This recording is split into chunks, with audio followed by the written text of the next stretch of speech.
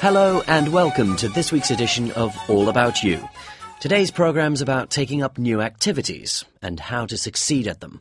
With us is psychologist Dr. Maggie Pryor. Good afternoon. Good afternoon. Dr. Pryor, what tips can you give our listeners who are thinking of learning to do something new? Well, first of all, I would say choose wisely. On the one hand, don't choose something completely unrealistic. For example, don't decide to take up sailing if you can't swim, or parachute jumping if you're afraid of heights. But, on the other hand, don't generalise and think that just because you aren't very good at one sport, you won't be able to do any sports at all.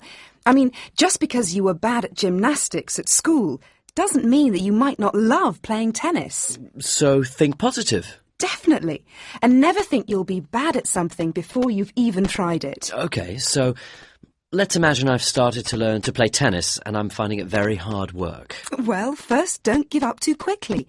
Carry on for at least a few months. It often takes time to begin to enjoy learning something new. Another thing that can help, if you're having problems learning something, is to give it a break and then try again, perhaps a month or two later. But what if I carry on and I find I really don't have a talent for tennis? I think the important thing is not to be too ambitious. I mean, if you've never done much sport and you decide to learn to play tennis, don't expect to become the next Wimbledon champion.